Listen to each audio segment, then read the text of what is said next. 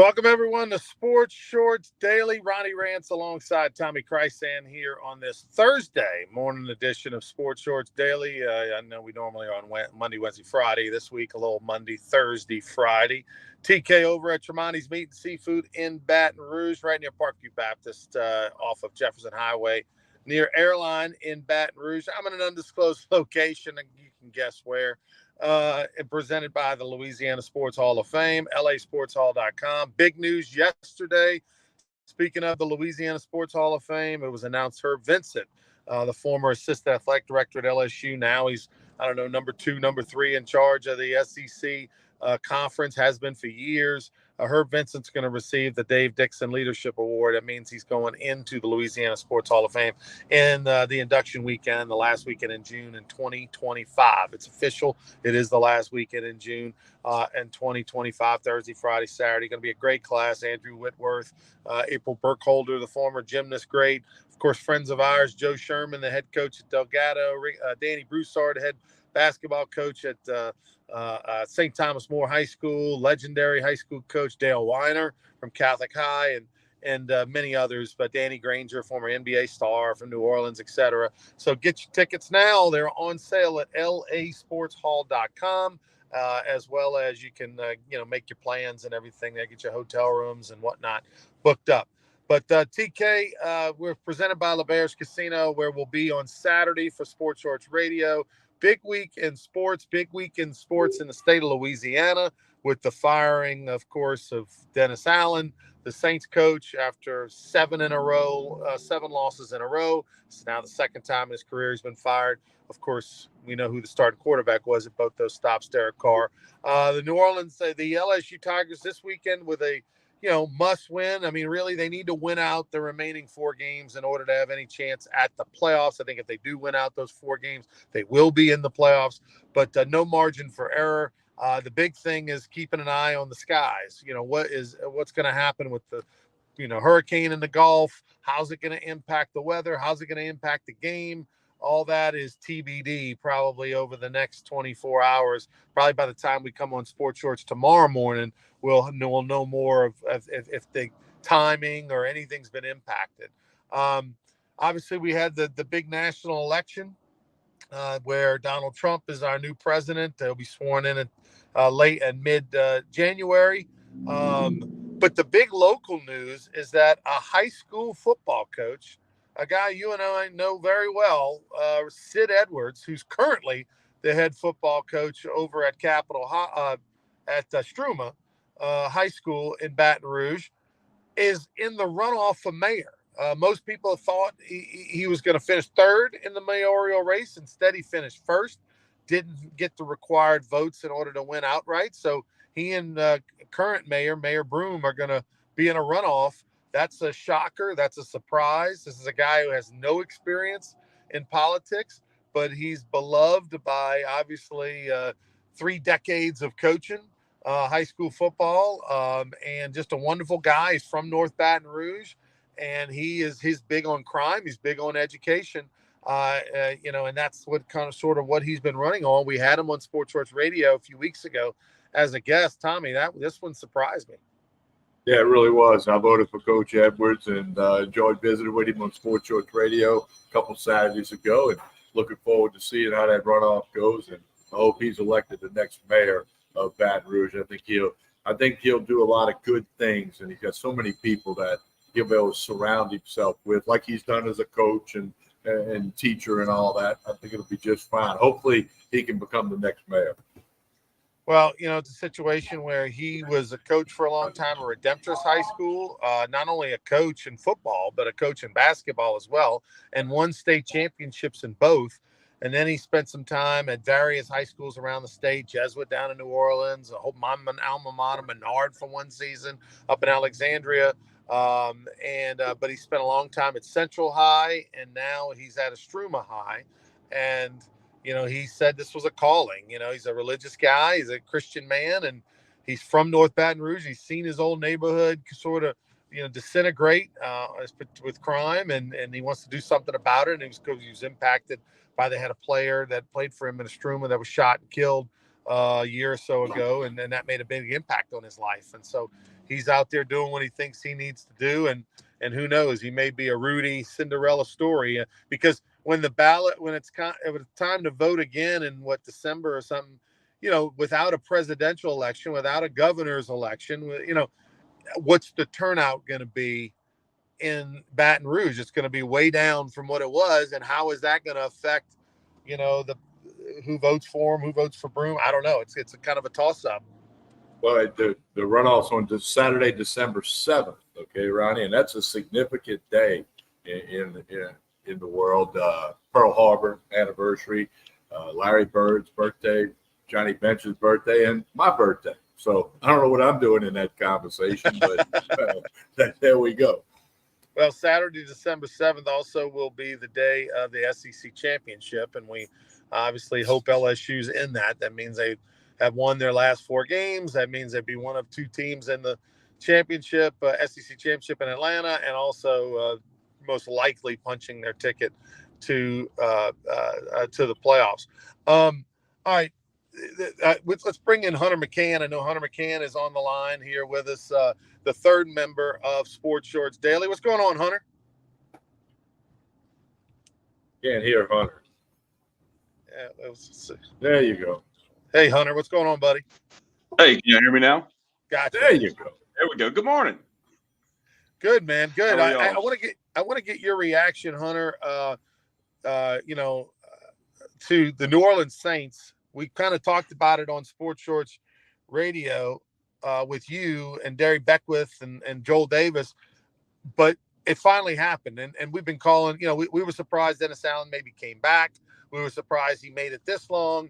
But were you surprised that the Saints pulled the trigger 9 games into the season versus waiting for him to just finish out the year? I mean, I do think had they won on Sunday, then you can maybe let it bleed a little bit longer. But I mean, it was so obvious that the locker room was gone, that was the end of any type of trust with the fan base. But I think the biggest takeaway was the fact that Gail Benson was the one that pulled the trigger on the gun. It wasn't Mickey Loomis who since then in interviews, everything like that, has kind of stood his ground, saying he really does believe Dennis Allen is a great football coach, and thinks that he could have had real success had the chips fallen the right way, and so on and so forth. But to me, it just makes me believe that Gail Benson is fed up with everything, including Mickey Loomis, because it doesn't seem like he had much of a say in this decision. Gail had enough, and she was the one that met with the team leading up to the game against the Panthers and felt like there was some type of disconnect. And then you go and lose to probably the worst team in the NFL, making yourself the worst team in the NFL to an extent. Now you got a lot of ground to make up because you're still in salary cap hell. Your team is still old, and you still kind of just suck. So that's my biggest takeaway, is the fact that Gail Benson did it. Well, I'm a last comment here before I've got to jump off and let TK and Hunter take it from here. Is I was probably a little surprised that they pulled the trigger now. But once I saw there was an offensive lineman that played on the team last year, Hurst, I believe it was, or something. Mm-hmm. Yeah. You saw the interview with him where he talked a lot about the Jameis Winston situation, where Jameis Winston decided to audible, not go with the coach kneel down call and to hand the ball off, to get his only touchdown of the year, and sort of rub salt on the wound, beat the Atlanta Falcons. And that was a play that, was bad sportsmanship, but, and the coach, was very vocal about that from a standpoint of, he said, hey, I didn't call that play, et cetera, et cetera. He basically apologized to, the coach for the Falcons, but the team seemed unified, right or wrong. The team seemed unified on the fact that, they wanted to score the touchdown. They wanted to get their teammate a score. And he said that was a big deal in the locker room. And, I think as fans, maybe we underestimated that a little bit. I mean, absolutely. I think that the chemistry between the team in general is such a big thing, TK. I think that goes leaps and bounds above anything else. It's just the fact that That's why sometimes I believe the Lions have such great success. They're on the same page all the time, and that team led by Dan Campbell has such rah energy and unity and things like that. And I think that really does go a long way when you really believe in something and believe in your coach, believe in your other teammates. I think that's the heart of the game, and that really can go a long way, even in the NFL. Well, the Saints are the Saints. Let's talk LSU football. Bama now a 3-point favorite, over and under 58.5. We'll tell everybody about how they can get all your stuff at WBRZ in just a minute. But, Hunter, no secret, it's an elimination game. The winner of the LSU-Alabama game remains in the playoff conversation. Mm-hmm. The loser is not in the playoff conversation, no matter what happens the rest of the way. LSU has won 14 straight games in Tiger Stadium. Alabama's won 8 out of the last 10 matchups with LSU, but didn't win in Baton Rouge 2 years ago. The overtime touchdown catch by Taylor. Your thoughts on a Thursday, and we'll talk plenty about it Saturday. You'll be out at Tiger Stadium working all day with WBRZ, but early thoughts on, and it does look like the storm's not really going to bother the game much at all. So I saw an update like 20 minutes ago. Your thoughts, LSU Bama Saturday night.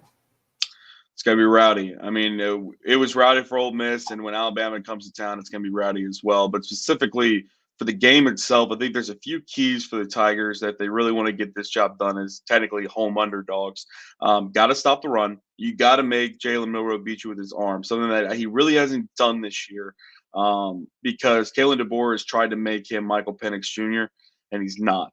He's not Michael Penix Jr. He doesn't have the skill set to be Michael Penix Jr., but I think, to be honest with you, the biggest thing is he doesn't have the mind to be Michael Penix Jr. He is not the smartest of all quarterbacks. He does make a lot of poor reads and misses a lot of wide open receivers. So if you can force him to beat you with his arm and put pressure on him to have to throw the ball, I think it's going to be similar to the Tennessee game where he's going to make a lot of mistakes. He's going to throw interceptions. He's going to miss wide open receivers downfield. It'll be a hostile night environment for him, something that he has not had to deal with really much yet this year. Tennessee game was a middle of the day type game when they lost. The Vandy game was a middle of the day type game. But Kalen DeBoer and Jalen Milroe have not experienced this type of environment for a game, and they've lost both of their road conference games so far. And if it's because of the fact that of a hostile environment, and I mean, if you want to count Vandy as a hostile environment, then they're in for a rude awakening come Saturday night, and the Tigers have to be able to buy into that aspect and run with it, and let Jalen Milroe see ghost all night. Well, speaking of run, LSU got to run the football like they did against Arkansas. And, I think Alabama's up front defense might be a little better than Arkansas, but you got to run the football. As we know, that frees up the passing game in Nussmeier, because Nussmeier's not going to run out of anybody's way. And if they can't run the ball and they can load up and affect Nussmeier, that won't be good. Another key, I think, is the freshman receiver for Alabama, Williams. They're going to try to get him the ball. I mean, he's emerged one of the best players in the country. They're going to try to get him the ball. So can LSU limit him? I mean, they're not going to shut him out, but can they limit him and not give up the big play?